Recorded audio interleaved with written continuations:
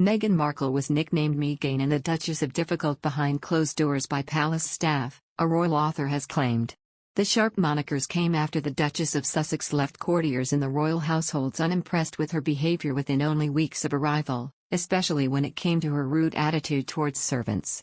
Biographer Tom Quinn made the shocking claims in his book Kensington Palace, an intimate memoir from Queen Mary to Meghan Markle after speaking to several staff at Kensington Palace following the departure of Meghan and Prince Harry to the U.S. One servant told him that the American's background likely influenced how she interacted with the courtiers, saying, "Like many people not used to dealing with servants, Meghan overdoes the imperiousness. So on the one hand she wants to be like Diana, a people's princess, and on the other she wants people to stand to attention when she clicks her fingers."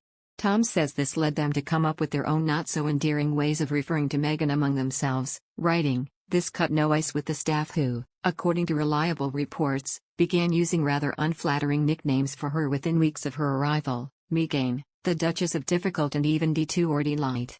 Meanwhile, the royal courtiers at Kensington, the same Tweedy, British, public school, ex-army aristocrats they've always been, simply didn't know what to make of Meghan.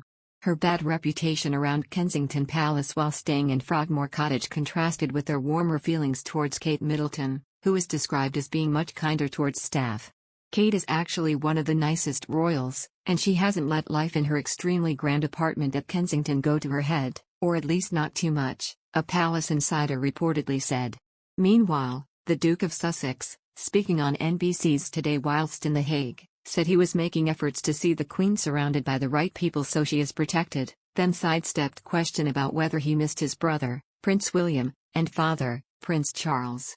Reputation Management Consultants Chairman, Eric Schiffer, described how the remarks could have been destined for firm staff trying to create lacerations to his and Meghan's brand.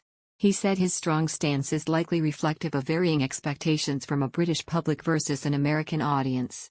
He told, his desire to call out those close to the Queen who are not serving her is a direct shot at Buckingham Palace advisors and those that he may see as trying to create lacerations to his and Meghan's brand.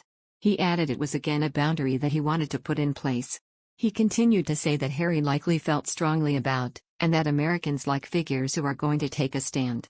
Mr. Schiffer claimed, in this case, he's pushing back because he's saying it's interfering with his ability to connect and relate to his family.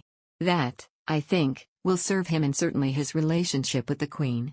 Just before arriving in the Netherlands for the 5th Invictus Games, Prince Harry and wife Meghan stopped off in the UK to pay a visit to the Duke's grandmother, the Queen. It was the first visit Meghan has made to the UK since she and Prince Harry renounced royal duties and relocated to her home state of California in March 2020. It is only the third time Prince Harry had made the trip back across the Atlantic, as the Duke looks to Americanize himself in a way that is both authentic but also down to earth, according to Schiffer. The Duke commented that it was great to be reunited with his grandmother after the extended time apart. He told NBC, "It was just so nice to see her. She's on great form. She's always got a great sense of humor with me and I'm just making sure that she's, protected and got the right people around her." Speaking in the Netherlands Invictus Games, Prince Harry dodged a question on whether the rift between himself and his family was playing on his mind. He responded, "At the moment, I'm here focused on these guys and these families and giving everything I can, 120% to them to make sure that they have the experience of a lifetime. That's my focus here."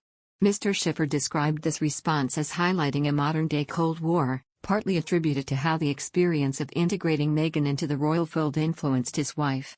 He said, "This continues to leave that relationship at a critical and asphyxiated level where he views them as having hurt and caused pain to him and lacking in empathy for his situation.